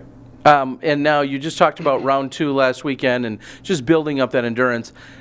Going to be a little extra struggle. You've got 4 rounds of golf here, and we're not talking about pitch and putt. No. So what will you do to make sure that you're physically in the best possible shape and ready to go every single, hopefully, afternoon, if you're playing well? What will you be doing physically to make sure you're prepared to go? I actually made a pretty big mistake last week at Jonesboro, and I've been trying to focus on creating my third, or in this case, fourth round game plan and sticking to that off the get-go. Last week I kind of veered off of that, and I was a little more aggressive the first round than I had to be. And Jonesboro isn't even as big as these two courses, so I'm going to just play it slow, don't get too aggressive in the early rounds, and try to keep it in the middle. And do you feel like there's a course, they're both very long courses, lots of OB, probably going to have a ton of wind. Do you feel like there's a course that sets up a little bit better for you one way or another, and why would that be if so, whether it's Jones? Out of these two, Country Club and Jones Supreme. I think Country Club, just because in the past I've shot very well at Country Club, and I'm just more comfortable with, I've had more rounds, more shots on the Country Club course for sure. Would you say there's any one key to success for you out here this weekend? You just talked about, how familiar you are, but is there any one key to success this weekend for you? I need to keep it slow. I can't try to do too much. That's a huge thing for me. I know I've thrown shots 600 feet thousands of times in my life, so to hold that back and just take it slow. I have a hard time reaching up and getting the hole over the follow through down. So when I slow down, I still can keep my disc on the right path, but when I try to speed things up, it gets messy for sure. And you mentioned dynamic discs and the family-like atmosphere of this event, but speaking of family, we often see your mom out on the bag. Is she around this weekend, or is she virtually caddying? Virtually caddying. Actually, thanks to dynamic disc, my girlfriend is able to travel with me this season, and I do think she will be out there. All right. Well, we wish you the best of luck. We know it's a lot of fun to play here in Emporia. You got some big courses. Take it slow. That's great advice. Gavin Rathbun will be right back.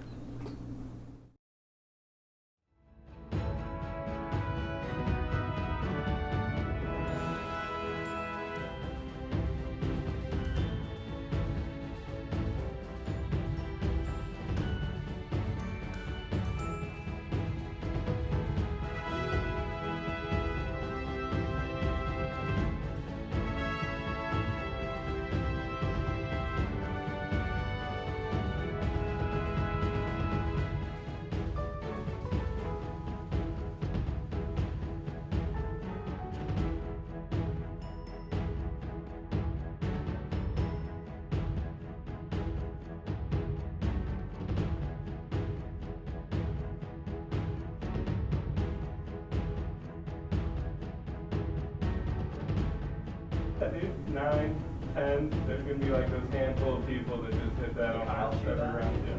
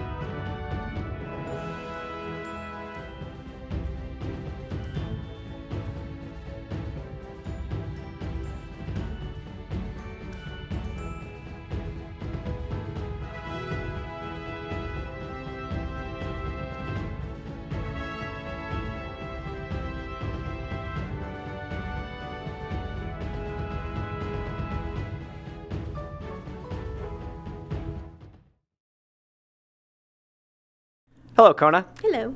Brian with DGN here. I asked you this question at Waco. Hadn't talked to you in a long time when I asked you the question. Haven't talked to you really since Waco. Yeah. How are you? Good. Getting better. I feel like I'm finally understanding my discs and getting really comfortable. Obviously, we have the Kansas winds, but I finally have those discs in my bag that I can completely trust in the wind. And yeah, just rolling with it and, dealing with all the anxiety in life, but also, enjoying the road with Colton. It's been good. And it seems like Emporia takes such good care of the DD players specifically. Sheesh. And this is your first year, with DD. How has this experience been for you? Man, it's been crazy. I came to Glassblown Open, I believe, in maybe 2016, 2017 as an amateur, and got that first taste of just how they really open their arms to, the competitors, am or pro, and just that experience of like winning the card or something, and you got to go to the pro shop and get a disc or something. I wasn't sponsored by them, but it was just like that experience of like, you did great, and it's just, showing up to the course, they have like a giant judge on hole one's fairway, and it's just, they go over the top, and I haven't really experienced any other tournament quite like that. So you are starting to heat up a little bit. You're, like you said, you're figuring out your disc, you're figuring out your game again. Top 10 at the major, at Champions Cup. What have you been working on the most this season? More than anything, it's finding those slots in my bag that I was missing, whether it be a fairway driver that needs a little bit more stability, but, it's always that putt we always talk about, and I'm really liking the straddle putt. It keeps me centered. I don't have to really focus too much, but, man, you know how much I'd love to have that Kristen Tatar putt, just that nice, super spinny. It's something I'm always going to be working towards. I'm asking around for help from different pros to get, I like the way that they have their spin. Can you help me figure that out? Because mentally, I love critiquing form. That's how I got my backhand form, was I would just watch Paul Macbeth and I could figure that out. But something for me mentally over these last few years has been the putt. I can watch, I can see it, I know what I need to do, but mentally, I just have this weird block, and I'll watch a video thinking I'm doing one thing, and then I'm doing a completely different one. So it's just a mental thing that I'm always working to figure out, but I think that's what always keeps me coming back, is that I need to work on something, and I know I'm this close. Absolutely. And with that said, you're working so hard on your putt, you're working so hard on the rest of your game. You come out here in Emporia to this massive course, Jones Supreme, 9,400 feet. You have the distance necessary to keep up with anyone who's gunning for the win here. What is it going to take for you this week? Yeah, I actually played a practice round with Valerie yesterday, a mic'd up round on Dynamic Disc YouTube channel. Check it out. Little plug. And I just feel like I'm playing that course really well, plays my game. I throw far, and I'm, leaning on my sheriffs and my getaways a ton. And but you know what? It's going to get so windy, and there's so much OB out there that I think I might be disking down from like a 12 speed to a 9 speed to simply stay in the fairway, because I know, angle control is going to be very important in those windy situations. Thank you very much, Kona, and good luck this week. Thank you. Hey, Kona. Hayden with the PDGA. We're like a quarter away through the season. What is your assessment, not just in your personal game, but maybe as just a fan of disc golf, of what we're seeing week in and week out? We watched the live coverage last weekend at the Jonesboro Open of the MPO, and we were blown away. I think the Disc Golf Network did a great job. I believe it was Terry, right? Terry and Nate Doss, yes. And they did a great job with just like the action. It was like 1 second you think Ginn and Burr is going to win, and then all of a second it's like, oh, it's Kevin Jones, and then leading down to it, obviously we saw that Calvin ended up taking it. And I think the sport's getting just more and more exciting with all the competitors who are bringing it to the table. Do you feel the same amount of pressure week in and week out when you start a tournament, just knowing that anybody can jump up and be right there in contention, or just how deep the field has become? Definitely, and we're seeing bigger fields in the FPO division, which is just amazing to see, but it's not easy.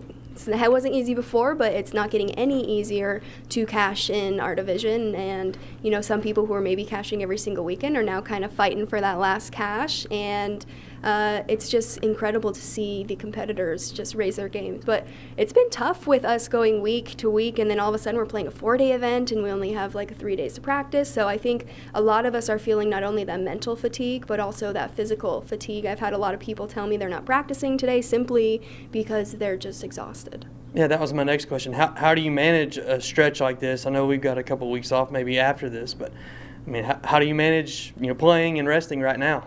Yeah, you just got to have that life is short mentality and just send it, I mean, obviously we have our disc golf strong Seth Munsey, who's been, very viable for our, disc golf pro tour and making sure the athletes are healthy and stay, loose, but we've been getting up at 6 a.m. for the last 3 weeks. I think we've had one off day, and, just to get practice rounds in, and I tee off early, so getting ready for those rounds, make sure we're eating, and it's been exhausting, to say the least. Naps are important. Random question. What do you eat for breakfast?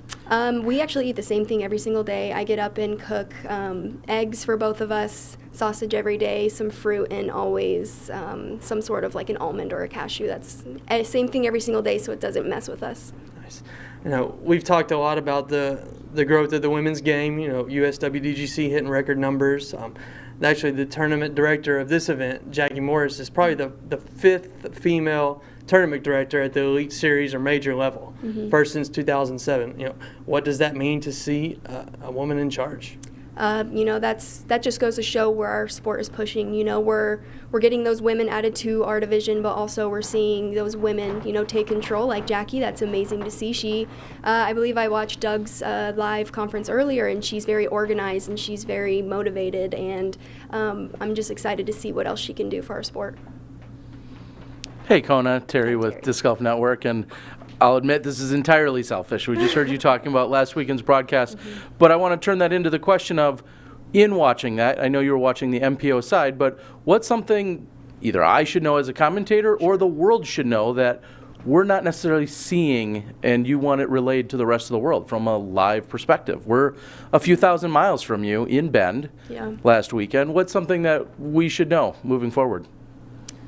I mean, like I said, the coverage that you and Nate did was awesome. Like I said, it was just like you were bouncing back and forth between so many different people of winning, and I think that's what really built up the action and also just the intensity of, the event. But I mean, I think it's tough sometimes when a commentator maybe hasn't seen like the course itself. Like I know, I love Christine. I'm not throwing under the bus, but sometimes she hasn't played some of these courses, so she doesn't maybe know, oh, well, this hole is like this or whatever. But I guess maybe just getting that insight from the players, like, hey, beforehand, what does that hole actually play like? Or, what does that do for the FPO field? And then bringing it back into the live broadcast. But building up that intensity during that round and making it seem like there's several different people is super important. I think that needs to be utilized more in the FPO division, because I understand Kristen Tatar was leading by so many, but we still have to make it to where people can still watch and still feel some sort of excitement, even if she is winning by that much.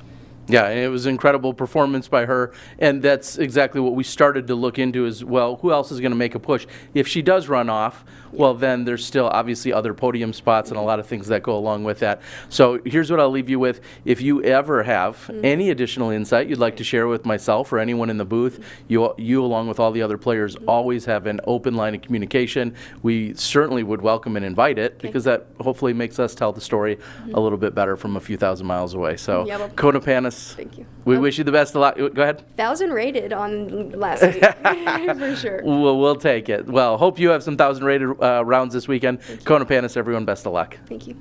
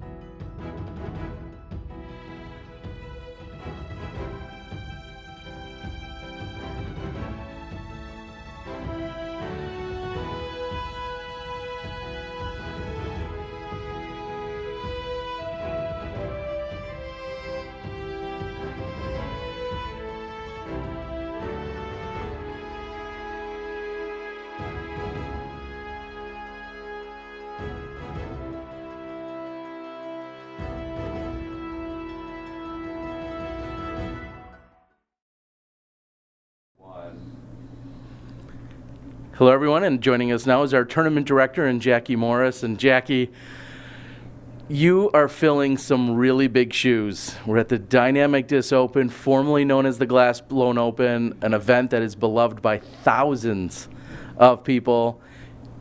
Now you're the tournament director. Talk us through your progression and the different roles you've had here. Okay, yeah, wow. Thank you for putting all that pressure on me. No, it's kidding. Yeah, I have had several roles with Dynamic Discs, and I've been with them for 7 years. Started out from the bottom, now I'm here. No. Started from the bottom, now we're here. I started at the retail store, did customer service, was the volunteer coordinator, managed the store, and now I get to fill those big shoes as the event coordinator. Had a lot of help along the way, learned a lot.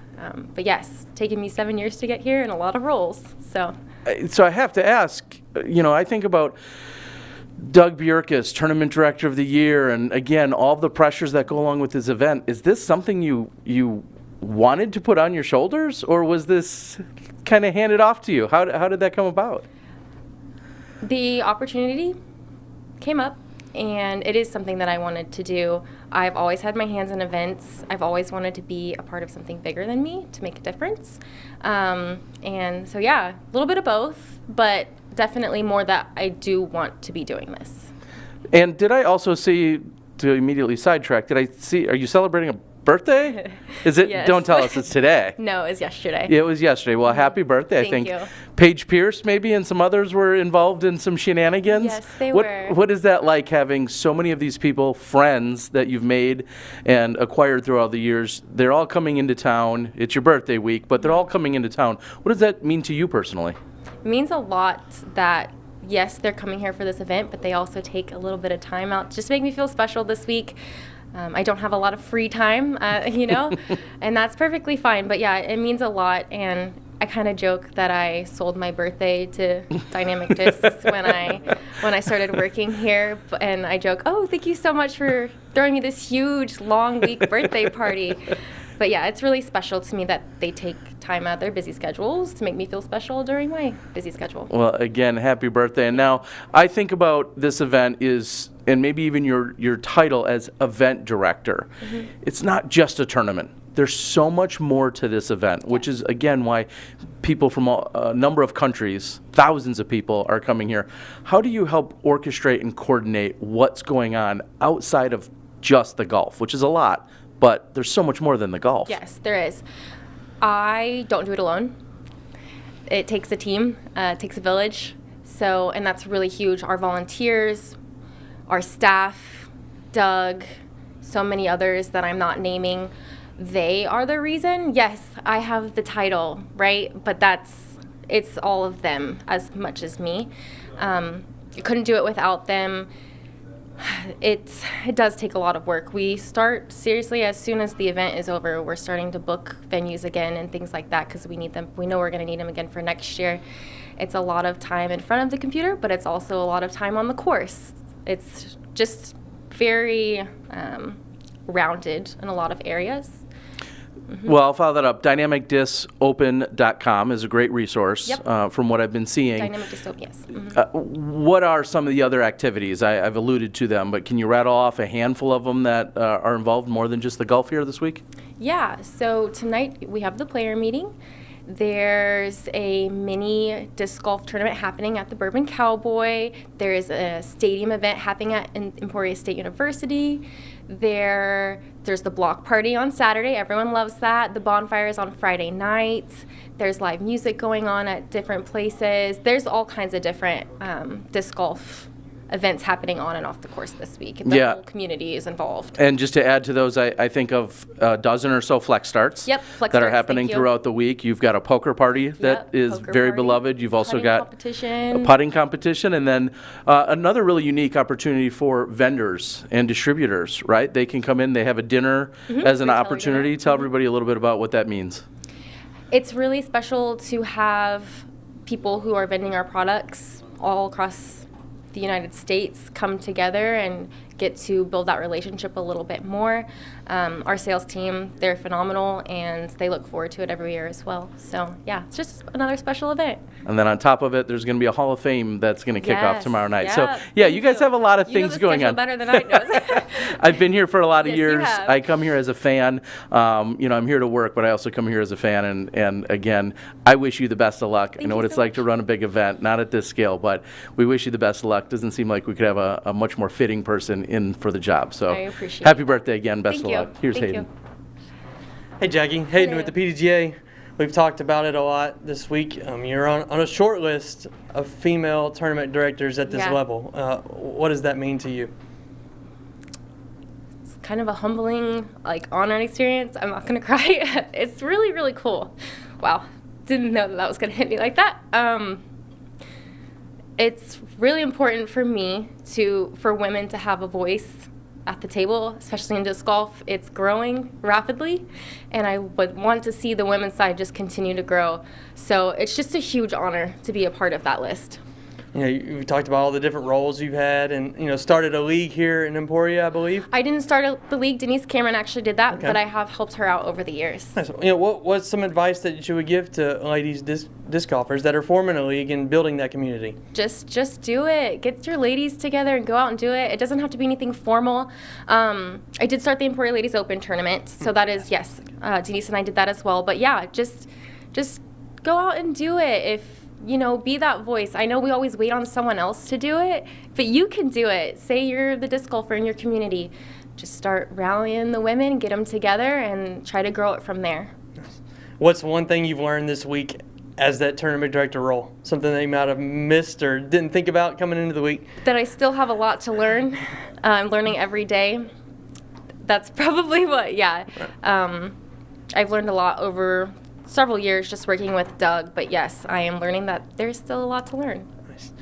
Tell us about the courses. What can fans expect from Supreme 18? I think they will enjoy it. I've walked it a few times. I haven't personally gotten to play it, but I do think it'll be exciting to see the pros play a new course and just kind of see how they dissect the holes, attack the holes, whatever it may be. I think it'll be exciting for them. Nice.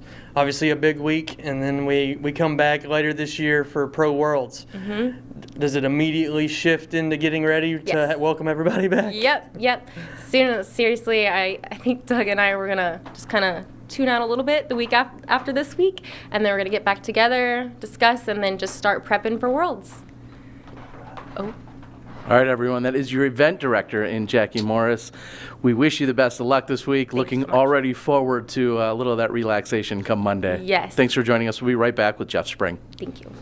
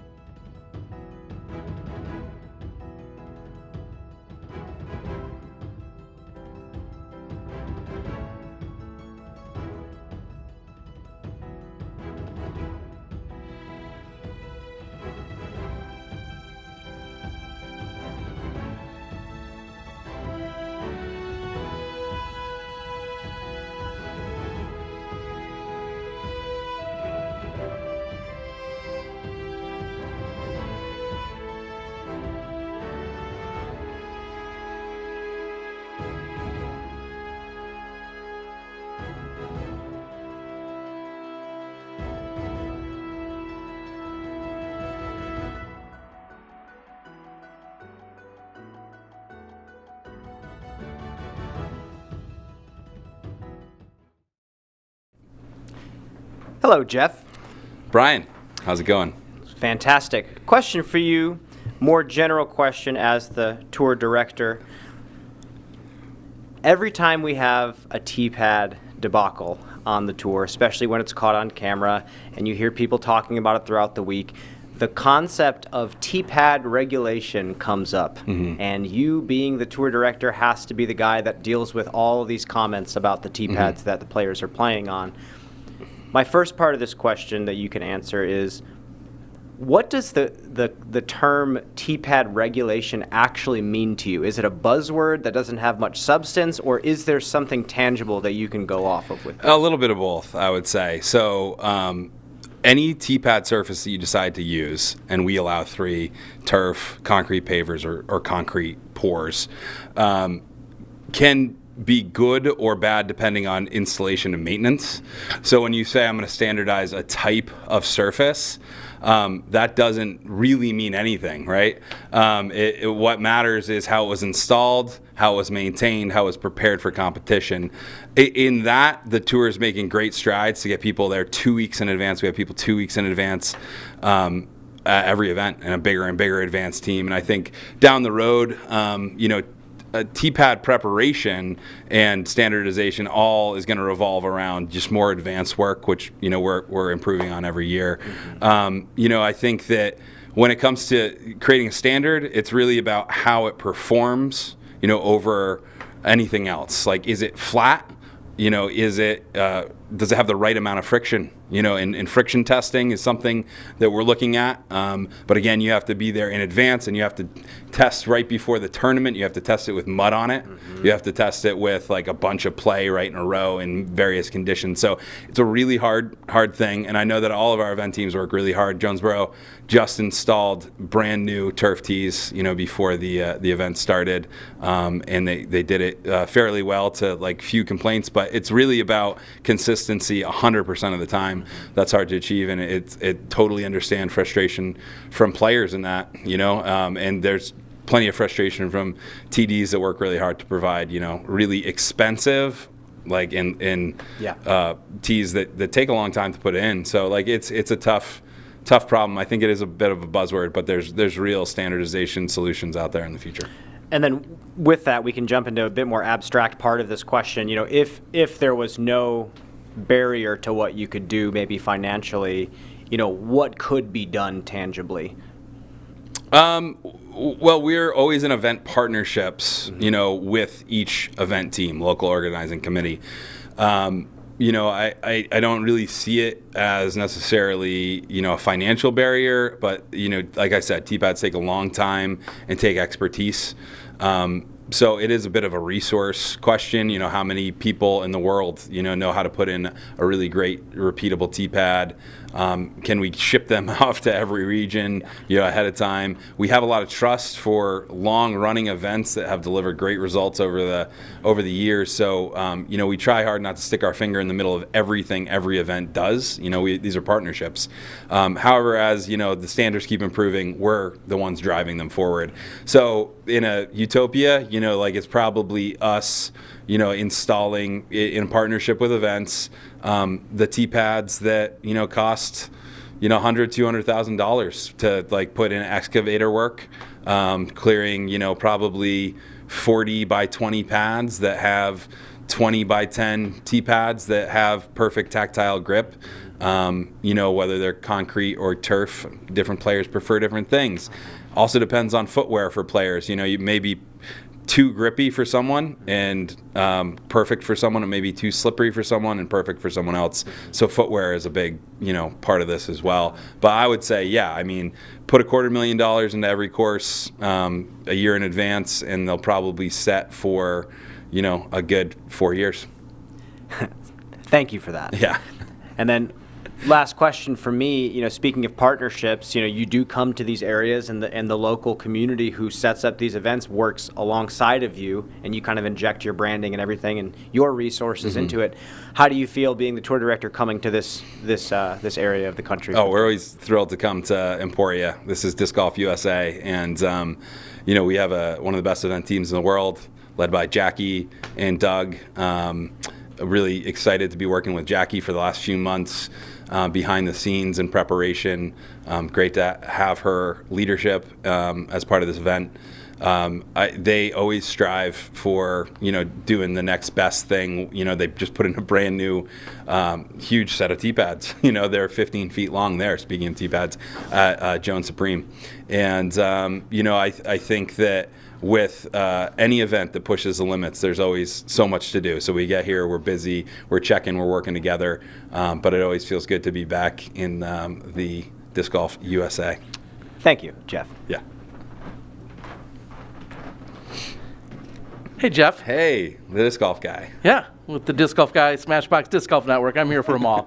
Ready to ask some questions. A word that you really just touched on a couple times was partnerships. And one of the other questions and or criticisms that I think came about from last weekend at the Jonesboro event was also with regard to Paul McBeth and hitting just below the basket on hole number 5. Mm-hmm. So my question would be, what are the conversations like for course assets? Who's helping make those decisions, and do you feel like there's any form of standardization and the pros and the cons to the various options that you guys continue to test? Yeah, we work with our partnerships and operations team, so really our staff, and then one of our key partners is Paragon Miles, who produces some of the assets for us. We always work to advance and professionalize the course assets. I know that we have version 2.0 coming of the basically the basket wrap, so to speak.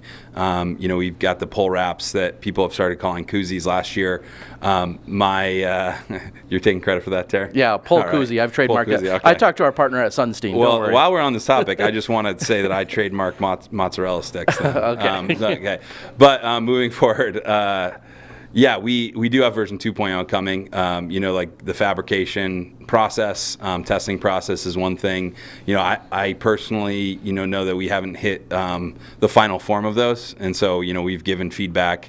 The reality is that we do have some partnership sales associated with those, so we test them out. The thing is that we've only done a handful of those to see how they worked.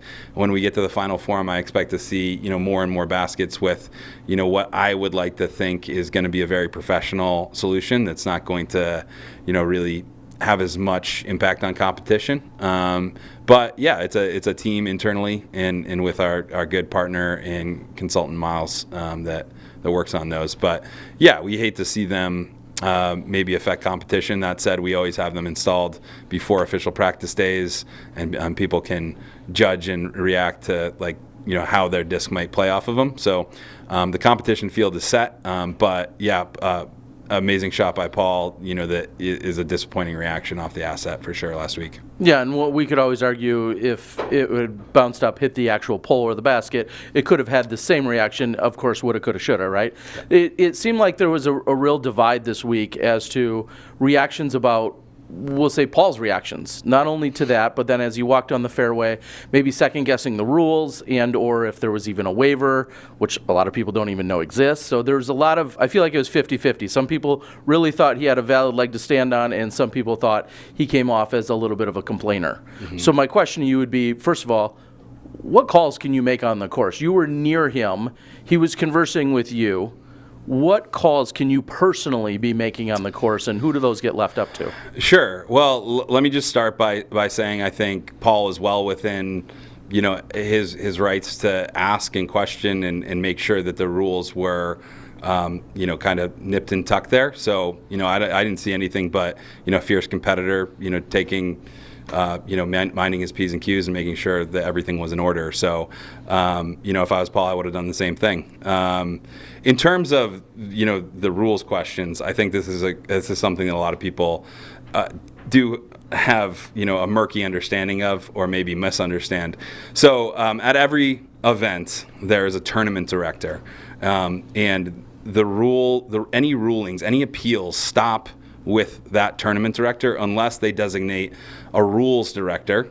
I'll give an example. Nate Heinold is the tournament director of Ledgestone. He does designate Mike Krupica as his rules director. So in that case, the appeals would stop with Mike instead of Nate.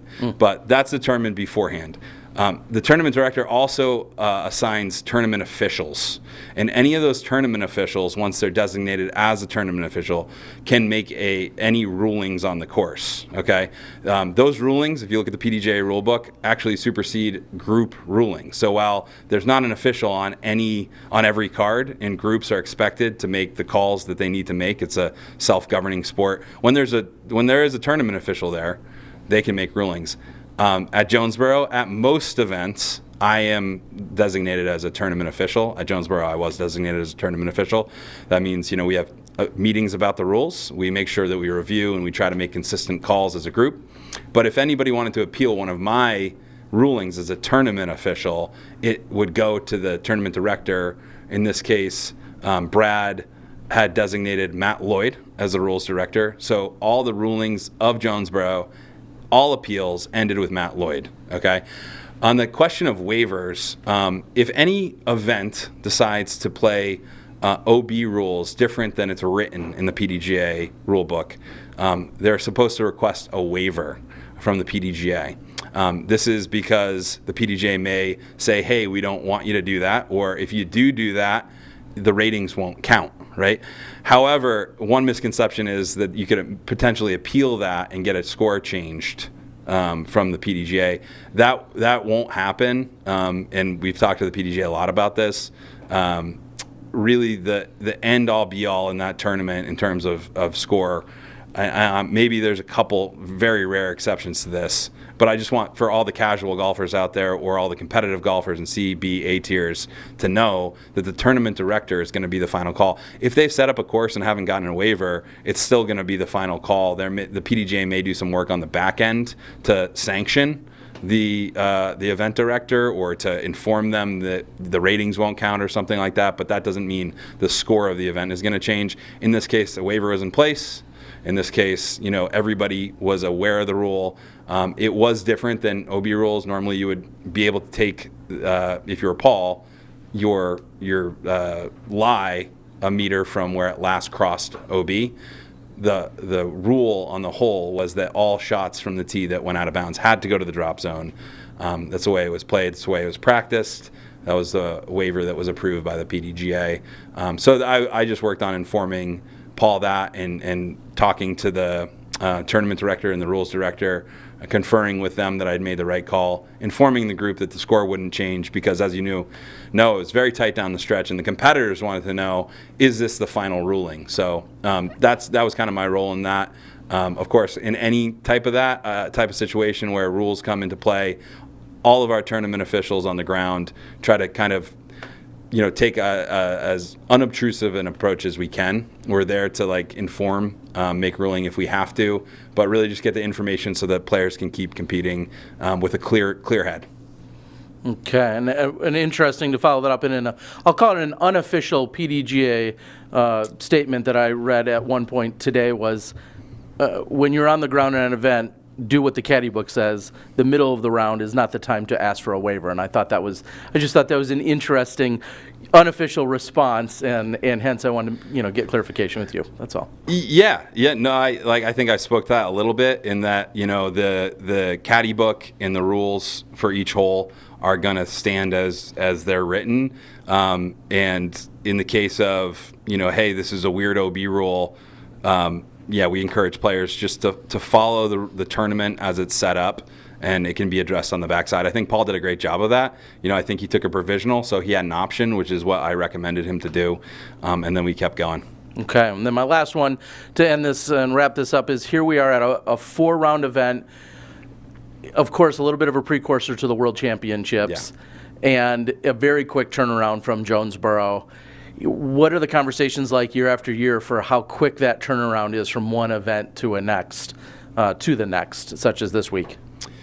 Yeah, they're always there. The conversations about how rapid events are, if there should be a week off. I know that more and more events have interest in being on the tour. We've cut out some events that we'd like to have on the tour. Some events cycle off. But the long and the short of it is that there's going to be continuing to be growth of deserving events on the Disc Golf Pro Tour at the elite level. We see that growth to continue, and players are going to end up having to make choices. And I think that it's a good competitive landscape for events. If they want the top competition to come there to their event, they have to do things to make it special, to add to the history, the prestige, the purse, the course. Make players want to come play that event, make sure that it was a great experience for everybody involved. Because I do think if we have 35 straight weeks of events, I don't expect players to play every event. I know that we have a system set up where right now you've got 8 of 12 Elite Series events that count. You've got the playoff events, but only 2 of 3 majors count in our point system on the way to the Tour Championship, and only 3 of 8 Silver Series. So there's breaks in there. There's weeks off in there, but there are stretches where there's 2 events or 3 events in a row. A little less than last year. I think we planned a little bit differently, but I don't see us necessarily slowing down. I know that everybody wants a week off after a major. This is a new major. We probably will always have that week off before Worlds, because there's some events there. But I think the trend is going to continue to be there are more events on the schedule, and those events are going to have to do a great job of keeping a very strong field there.